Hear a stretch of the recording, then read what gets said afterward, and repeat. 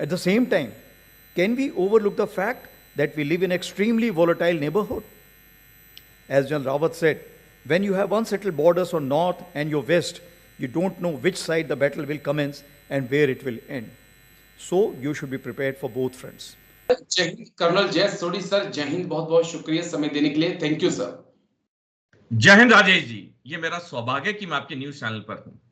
Thank you sir, आपने समय दिया। दरअसल एक बड़े अहम इशू पर मैंने आपके साथ बातचीत करनी थी। Army chief general Upendra Dwivedi sir का एक बयान बहुत इस वक्त चर्चा में है, जहां पे वो कह रहे हैं कि हमला किसी भी तरफ से आ सकता है। टू फ्रंट वॉर की भी बात सर कर रहे हैं और सीधे तौर पे वो कह रहे हैं कि LAC, LOC या फिर हम बांग्लादेश को भी इंक्लूड करें तो हमला अब किसी भी तरफ से आ सकता है और भारत को इसके लिए तैयार रहना होगा। कितनी बड़ी ये स्टेटमेंट है सर, और क्या वाकई में टू फ्रंट वॉर जैसे हालात इन फ्यूचर बन सकते हैं सर? राजेश जी, 3 फरवरी 2023 को 5 फरवरी 2024 को अमेरिका की डायरेक्टर ऑफ नेशनल इंटेलिजेंस ने एक रिपोर्ट सार्वजनिक की थी जिसका शीर्षक था एनुअल थ्रेट असेसमेंट रिपोर्ट 2024। इसमें इन्होंने साफ शब्दों में लिखा, जिस तरह से भारत, पाकिस्तान और चीन के बीच में तनाव बढ़ता जा रहा है, ये तीनों देश एक दूसरे की तरफ अग्रसर हैं युद्ध के लिए।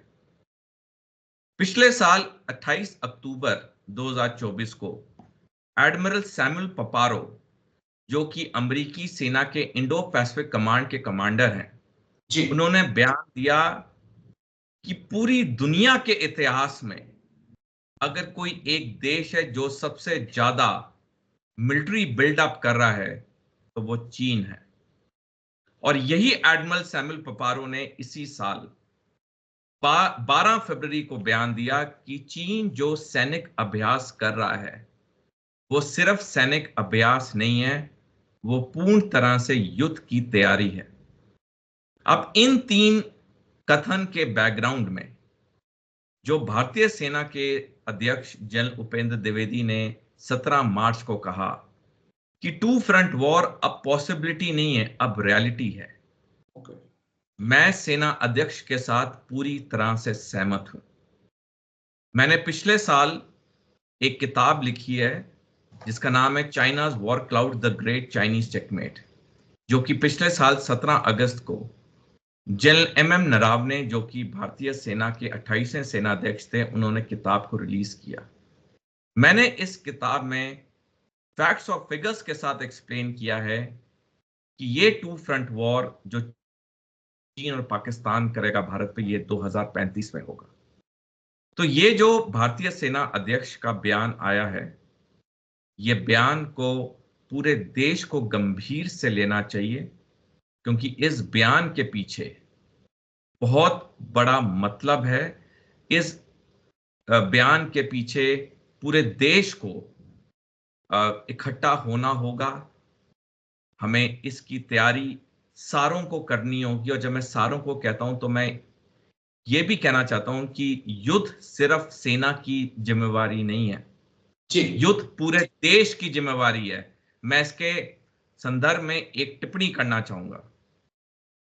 हम सारे जानते हैं कि 15 जून 2020 को गलवान वैली हादसा हुआ, जिसमें भारतीय सेना के 20 वीर सैनिक शहीद हुए चीनी सैनिकों के हाथ। उस साल भारत और चीन का व्यापार 87 बिलियन अमेरिकी डॉलर था। लेकिन विडंबना की बात है, उसके बाद साल प्रति साल भारत और चीन का व्यापार बढ़ता चला गया। 2023 में रिकॉर्ड पहुंच गया 136.2 बिलियन अमेरिकी डॉलर। अभी 2024 के व्यापार के आंकड़े नहीं आए हैं, इसलिए मैं 2023 का लास्ट आंकड़ा बता रहा हूं। हमें याद होना चाहिए, हम जो भी 1 रुपया भी ट्रेड कर रहे हैं, चीन के साथ व्यापार करें, उसका एक हिस्सा चीन अपनी सेना को मजबूत कराने में लगा रहा है, और यही सेना कल हम पे हमला करेगी। आपके दर्शकों को हैरानी होगी जान के कि पिछले 9 साल से लगातार चीन का रक्षा बजट परसेंटेज ऑफ GDP पे बढ़ा है। बिल्कुल सर।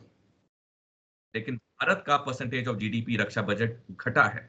2019 में हमारा 2.5% ऑफ जीडीपी था रक्षा बजट, इस साल घट के 1.9% ऑफ जीडीपी हो गया। तो ये एक वेकअप कॉल है देश के लिए, ये एक चेतावनी है देश के लिए कि आने वाला समय कैसे है, और हमें सारों को मिलकर इसकी एकजुट तैयारी करनी होगी।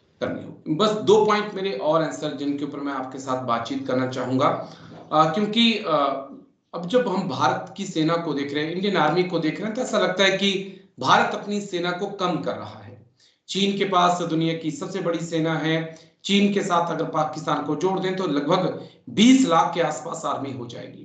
भाई भारत अग्निवीर के नाम पर कहें तो सेना कम कर चुका है, या हर साल वो कम हो रही है। इस बीच ये कितनी बड़ी चुनौती है सर, दुनिया अपनी मैन पावर्स को बढ़ा रही है, तकनीक के साथ साथ मैन पावर भी बढ़ा रही है, लेकिन हम कम कर रहे हैं सर। जनरल MM नरावने, जो कि भारतीय सेना के 28वें सेना अध्यक्ष हैं, उन्होंने 7 अगस्त 2023 को द प्रिंट में लेख लिखा, जिसमें उन्होंने साफ शब्दों में लिखा है कि भारत पे 2 फ्रंट वॉर बहुत बड़ी परेशानी खड़ी करेगी। एक पूर्व सेना अध्यक्ष से ये लेख आना वाकई में चिंताजनक है। अगर हम देखें तो चीन भारत से 30 साल यानी 3 दशक आगे है सैनिक तैयारी में, और अगर पाकिस्तान का भी उसमें पलड़ा जोड़ा जाए चीन के साथ, तो ये पलड़ा चीन पाकिस्तान की तरफ बहुत भारी हो जाता है। इस वक्त हमें ये रिडक्शन ऑफ मैन पावर नहीं करनी चाहिए, क्योंकि सेना के सैनिकों को ट्रेन करने के लिए वक्त लगता है। ये कॉर्पोरेट की नौकरी नहीं है कि 3 दिन का इंडक्शन हुआ, चौथे दिन से उसको काम पे लगा दिया। यहाँ पे जितना अच्छा ट्रेंड सैनिक होगा, उतनी उसकी अच्छी परफॉर्मेंस युद्ध में होगी। तो ये जो हम कटौती कर रहे हैं स्ट्रेंथ की, मेरे को उम्मीद है कि जो डिसीजन मेकर्स हैं इस पे पूर्ण विचार करेंगे। ठीक सर, बस एक आखिरी पॉइंट, क्योंकि अमेरिका का रोल दुनिया में बहुत इंपॉर्टेंट होता था। कहीं भी पर भी वॉर होती थी, अमेरिका किसी ना किसी रूप में वहां पर मौजूद होता था। लेकिन डोनाल्ड ट्रंप के फैसलों ने क्या कई सवाल खड़े किए हैं। अब भारत अमेरिका से उम्मीद नहीं कर सकता है, या उम्मीद करनी चाहिए सर? राजेश जी, जिस तरह से डोनाल्ड ट्रंप ने अमेरिका का हाथ यूक्रेन से हटा लिया, जिस तरह से डोनाल्ड ट्रंप ने अमेरिका का हाथ नाटो से उठा लिया, ये अपने आप में ही एक स्पष्ट संदेश है कि आने वाला समय में अमेरिका अपने मित्र देशों के साथ किस तरह होगा। एक मिसाल दी जाती थी, जैसे शोले पिक्चर में जय वीरू की दोस्ती, अमिताभ बच्चन धर्मेंद्र की दोस्ती, उस पिक्चर में आज तक दोस्ती की मिसाल दी जाती है। ऐसी 2 देशों की मिसाल दी जाती थी दशकों तक, अमेरिका और कनाडा की दोस्ती जी।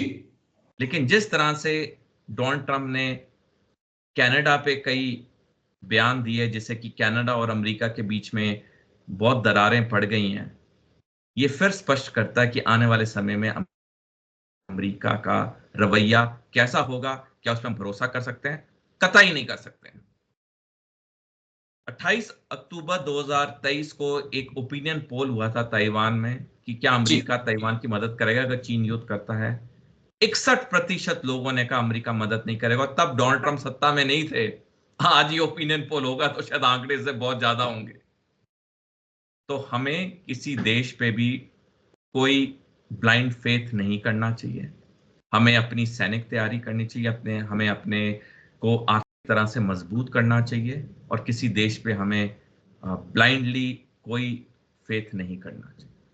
चलिए, उम्मीद ऐसी ही है, लेकिन ये तो है कि कहीं ना कहीं जो हालात हैं वो बदल रहे हैं, और आने वाले वक्त में भारत को बहुत तैयार रहने की जरूरत है।